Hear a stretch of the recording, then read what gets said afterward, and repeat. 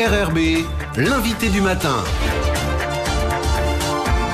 Bonjour Elisabeth Noir. Bonjour Lionel. Votre invité ce matin, Romain Perrault, le nouveau secrétaire général de la mairie de Nouméa.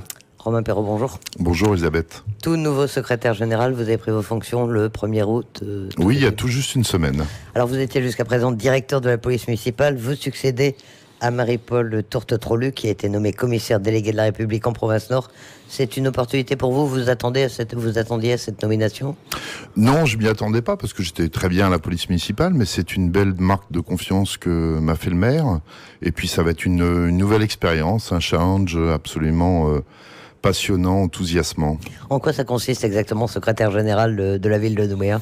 Le secrétaire général, c'est le chef de l'administration et qui est chargé sous l'autorité du maire de décliner en action opérationnelle toutes les orientations stratégiques de l'exécutif, ce qu'on appelle la feuille de route, le plan stratégique de la mandature. Donc l'exécutif a défini un certain nombre d'orientations stratégiques, d'ambitions que l'administration est chargée de mettre en œuvre, en respectant les objectifs, bien sûr, les délais, et puis aussi on est dans une période budgétaire un petit peu contrainte, donc d'atteindre les objectifs, mais en contraignant les dépenses. Donc c'est un exercice intellectuel qui est pas toujours facile, mais qui est passionnant. Et votre cursus, vous vous préparez à cette fonction ?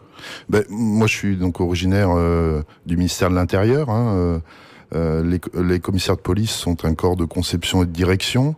Le décret statutaire prévoit que c'est un corps technique supérieure à vocation interministérielle. Donc aujourd'hui, on retrouve des commissaires de police dans beaucoup de ministères, mais également dans beaucoup de collectivités territoriales. C'est un profil assez généraliste. Donc oui, c'est assez courant de voir des commissaires de police exercer des fonctions supérieures en dehors du pur périmètre sécurité. Dans une ville de 100 000 habitants comme est Nouméa aujourd'hui, c'est un poste, on imagine, extrêmement prenant, extrêmement occupant. Il y a beaucoup de grands chantiers en plus à suivre actuellement. Ah oui, alors comme secrétaire général de Nouméa, on n'a pas le temps de s'ennuyer, puisque c'est 1200 agents. On a, puisqu'il reste 2 ans sur la mandature, encore énormément de chantiers à mettre en œuvre. Si on ne parle que du pôle aménagement, ce sont des chantiers comme tout ce qui est réfection des trottoirs, la réfection des voiries, le projet du quai ferry, le parc urbain de Sainte-Marie, le prolongement de la promenade Vernier, les travaux d'assainissement, l'aménagement de la plage de Magenta. Donc il y a énormément de choses à faire et je viens de citer que le pôle aménagement. Alors, votre métier à l'origine de base, c'est donc la police. Vous avez dirigé pendant 3 ans la police municipale, vous avez pris vos fonctions en septembre 2015.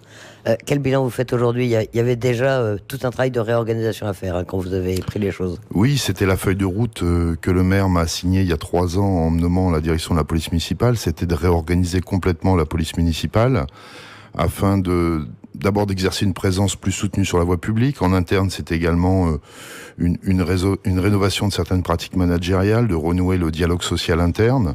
Donc cette réorganisation a été menée à bien, je pense à la satisfaction des agents. Et puis aujourd'hui, on a une présence sur la voie publique qui est soutenue, qui est renforcée et remarquée, je crois, par les administrés. C'est quoi les effectifs de la police municipale aujourd'hui ? Ils ont augmenté depuis 3 ans ? Oui, aujourd'hui, c'est 170 agents. On a organisé en 2 ans 2 concours de recrutement pour recruter 38 policiers sur des postes vacants, mais également sur 8 créations de postes.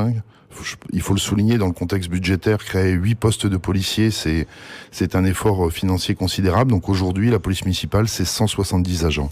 Alors parmi les innovations depuis que vous avez pris la direction de la police municipale, l'armement des policiers municipaux avec les flashballs, les tasers, certains s'inquiétaient de l'utilisation de ces équipements. Quel bilan on peut en faire aujourd'hui ? Alors ça, c'était un chantier qui avait été porté par le maire de Nouméa lorsqu'elle était députée. On a déployé les flashballs il y a maintenant 1 an et demi. Les tasers sont également maintenant sur le terrain. Il y a eu plusieurs utilisations, toujours dans des situations conformes. Donc aujourd'hui, il n'y a pas eu de bavure, comme certains pouvaient le dire. C'est un matériel de défense et de protection qui permet de mieux sécuriser les interventions et d'éviter d'exposer inutilement les policiers à des blessures et de pouvoir ramener la tranquillité publique plus facilement. Ça vous paraissait indispensable ? C'est une bonne chose pour les policiers municipaux ? Oui, aujourd'hui, les policiers sont confrontés à des situations de plus en plus difficiles, de plus en plus conflictuelles, dangereuses. Donc, ils avaient besoin de se doter de matériel de défense et de protection. C'était une nécessité, on le voit notamment sur les nuits de week-end qui sont quand même les plus agitées. Ça évite que des situations dégénèrent et ça évite encore une fois d'exposer les policiers à des risques physiques inutiles. Alors, autre évolution, c'est la multiplication des caméras de vidéoprotection. Elles sont plus nombreuses. Est-ce que c'est suffisant aujourd'hui? Est-ce qu'il en faut encore? Et est-ce que c'est efficace? Oui, ça a été aussi un gros chantier ces 3 dernières années, puisqu'en 2 ans, on est passé de 38 caméras à 75, donc on a doublé le dispositif. Cette année, il y a une enveloppe de 100 millions qui a été votée, donc on va encore déployer 35 à 40 caméras supplémentaires. Nouméa est une ville qui est extrêmement étendue. Donc on a quasiment 500 km de voirie à surveiller, sans compter les plages, les parcs.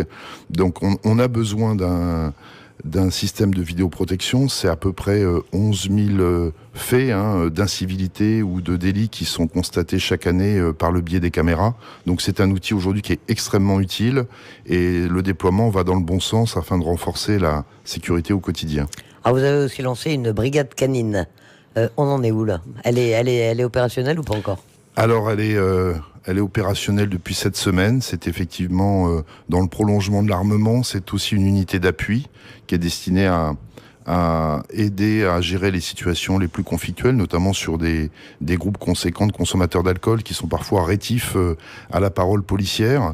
Je pense que la présence des chiens policiers, des maîtres chiens qui ont été spécialement formés, va ramener de la sécurité dans nos interventions.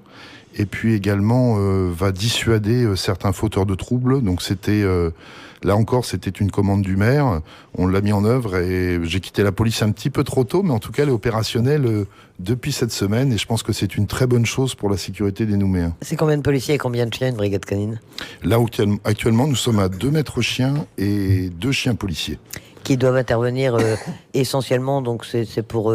En cas de trouble à l'ordre public, en cas de personnes fortement alcoolisées. Oui, c'est une unité d'appui.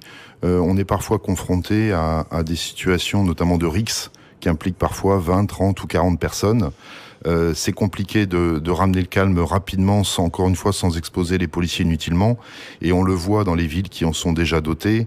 L'intervention ce qu'on appelle les chiens de défense et d'intervention, qui sont entraînés à frapper au muselé ou dans les situations les plus critiques au mordant, permet de ramener le calme beaucoup plus facilement, beaucoup plus rapidement et en toute sécurité.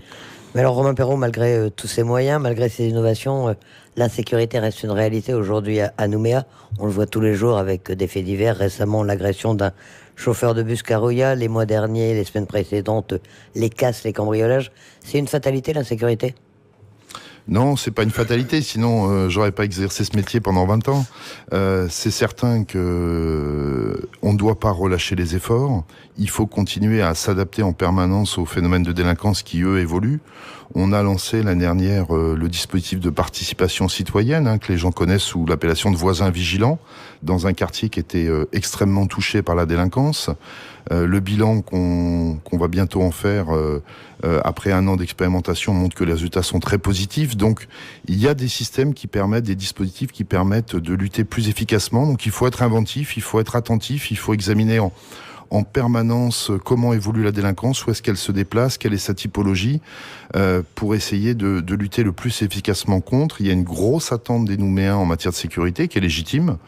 Je crois que la police municipale s'efforce d'y répondre. La mairie, avec également ses services de prévention, contribue à essayer d'endiguer ces phénomènes. Donc il ne faut pas relâcher la pression. Il y a encore de la délinquance, malheureusement, il y en aura toujours, il ne faut pas non plus être utopique, mais on peut encore progresser dans cette lutte. En tout cas, c'est un objectif fort de la mairie. Dans la perspective du référendum du 4 novembre, il y a des inquiétudes particulières ou des dispositifs particuliers qui vont être mis en place et la police municipale va être associée à la sécurisation ? Sur Nouméa, effectivement, dès qu'il y a des dispositifs de sécurité de grande ampleur, la police municipale prend sa part. L'organisation sécuritaire du référendum est à la charge de l'État, mais la mairie y est étroitement associée. On y sera. Pour l'instant, il n'y a pas d'inquiétude particulière. Il y a simplement une vigilance face à une échéance électorale qui est assez unique. Qu'est-ce que vous pensez de la police de la sécurité au quotidien qui a été mise en place à titre expérimental dans les quartiers nord ? C'est quelque chose qui peut être utile, qui peut venir en complément de ce qui existait déjà ? Alors c'est une nouvelle expérimentation qui se met en place à partir du mois de septembre, donc il est encore trop tôt pour en tirer un bilan. Le quartier expérimental choisi, c'est celui de Pierre-Lanquette, Tindu et Ducos, donc des secteurs qui sont assez touchés. Je sais que la police nationale va recevoir des renforts pour mieux gérer ce secteur. On va bien sûr y être associé, et puis on tirera un bilan dans quelques mois, mais ça fait partie des expérimentations, des nouveaux dispositifs qu'il faut savoir mettre en œuvre pour essayer de lutter différemment et plus efficacement contre la délinquance. Comme secrétaire général maintenant de la ville de Nouméa, vous continuerez à vous intéresser à ces questions de sécurité, on imagine ?